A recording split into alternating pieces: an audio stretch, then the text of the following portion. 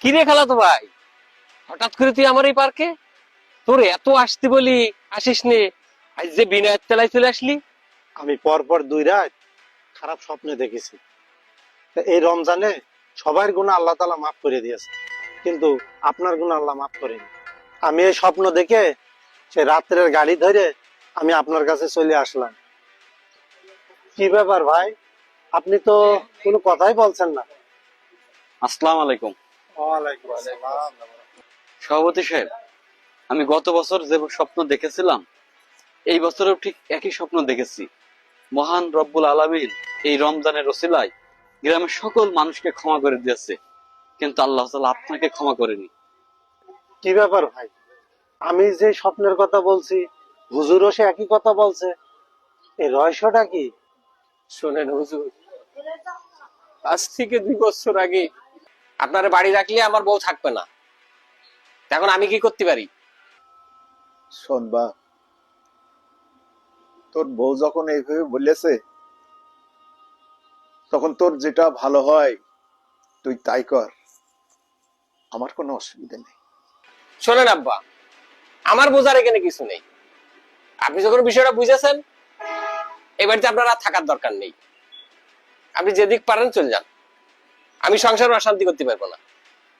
তোর সংসারে অশান্তি হোক, তোদের ভিতরে ঝগড়াঝাটি হোক, এটা আমি চাই না রে।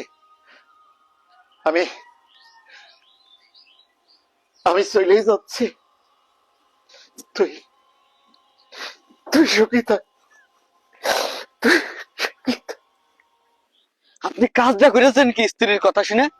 যেখানে ইব্রাহিম আলাইহিসসালাম তার সন্তান ইসমাইল আলাইহিস সালামকে বলেছিলেন যে তুমি বাড়ির চৌকাঠটা পরিবর্তন করিও, সাথে সাথে ইসমাইল আলাইহিস সালাম তার স্ত্রীকে বাদ দিয়ে সে নতুন স্ত্রী নিয়ে আসে, আর আপনি আপনার স্ত্রীর একটা পরামর্শে আপনার পিতারই বাড়ি থেকে বের করে দিলেন। সি সি সি সি, রাসূল সাল্লাল্লাহু আলাইহি সাল্লাম বলেছেন হুমা জান্নাতুকা নারুকা, পিতা মাতাই তোমার জান্নাত, পিতা মাতাই তোমার জাহান্নাম। হুজুর, আমি তো যা করার তা করেই ফেলেছি। এখন কি করলে আমার এই পাপ বছর হবে? সভাপতি সাহেব, আপনি আর দেরি করেন না, আপনি আপনার আব্বার খোঁজ নেন, দেখেন তিনি কোথায় আছে। তিনি যদি বেঁচে থাকে আপনার আব্বার হাত পা ধরে আপনি মাপ চান, অবশ্যই আল্লাহ আপনাকে ক্ষমা করে দেবে। আপনি এখনই বেরিয়ে পড়েন। এই জন্যই বলি খালাতো ভাই, আপনি এত দান করেন, একটা এতিমখানা চালান, তারপরও আল্লাহ কেন আপনাকে ক্ষমা করে না? ডাক্তার সাহেব, বড় উঁচু লম্বা চুল দাড়ি পাকা একটা লোককে আপনার আশেপাশে দেখেছেন? ভাই, এই মার্কেটের পেছনে একটা লোক আছে অনেক দিন যাবত। এই লোকটা কিনা দেখেন তিনি। ভাই চলেন তো, খালু কি দেখি। আব্বা, আব্বা, আপনি 2 টাকার রুটি খাচ্ছেন? ওরে বিল্লাল, তুই আইসিস বাপ। আমি আমি আল্লাহর কাছে বলি, আল্লাহ আমার মৃত্যুর আগে যেন আমার বিল্লালকে দেখি আল্লাহ।